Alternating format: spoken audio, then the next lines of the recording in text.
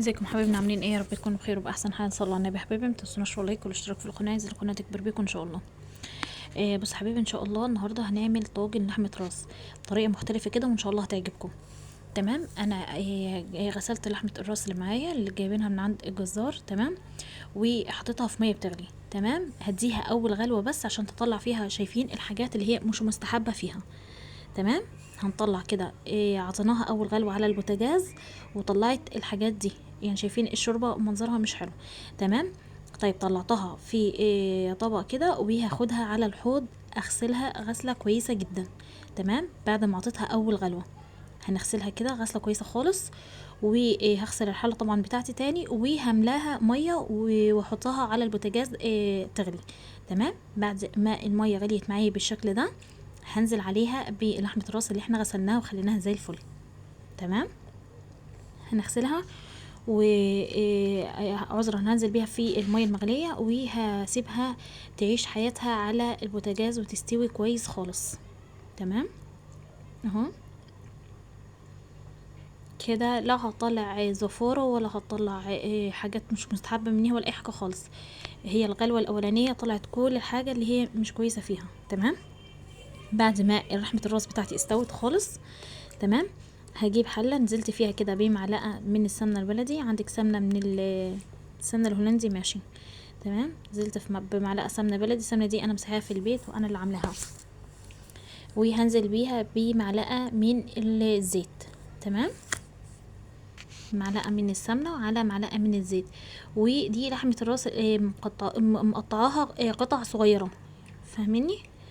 مقطعاها مكعبات اهو. هنديها تشويحه كده.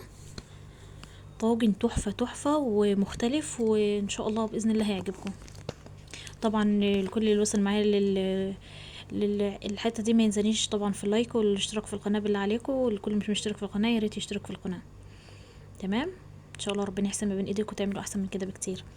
طيب بعد ما عطينا تشويحه لمكعبات لحمه الراس، نزلت عليها ببصل مقطعاه شرايح جوليان.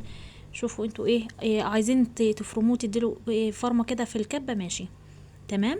وده معايا واحد من الفلفل الاخضر الرومي. عندك فلفل الوان تحطي ماشي، مش عايزه تحطي خلاص اكتفيتي فلفل اخضر حطي كمان خلاص خلينا في الفلفل الاخضر. مش بتحبي طعم الفلفل الاخضر اكتفي بالبصل بس. تمام. ده حطيت عليه عود قرفه، وده حبهان، ورق لورا، شويه من جوز الطيب، رشه كده من جوز الطيب. تمام.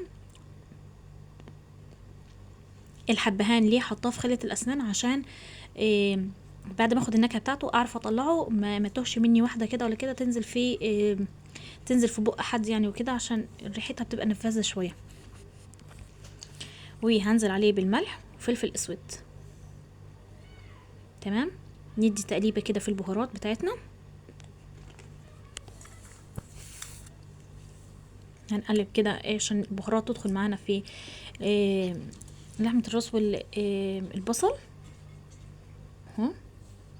في توابل مش بتحبيها عايزه تحطي حاجه ماشي، عايزه تشيلي حاجه ماشي، برضو التوابل اللي تريحك حطيها.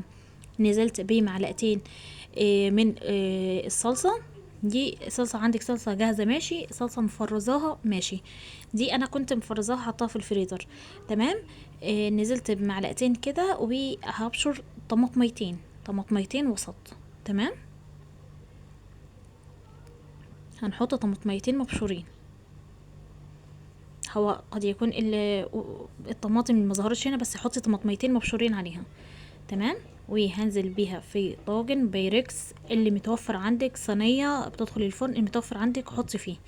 تمام. هنحطها تحت الشوايه كده، وكلي احلى طاجن لحمه راس بجد بجد تحفه. كده. وده عيش بلدي اللي هو العيش الفلاحي، شويه سلطه. وكان عندي اكل من قبليها كان بايت يعني، فحطيناه جنب الطاجن بتاعنا، كان تحفة ودايب وزي الفل. اعملوه ان شاء الله وهيعجبكم باذن الله. تحفة تحفة تحفة. مع السلامة يا حبيبي، الى اللقاء في فيديو اخر ان شاء الله.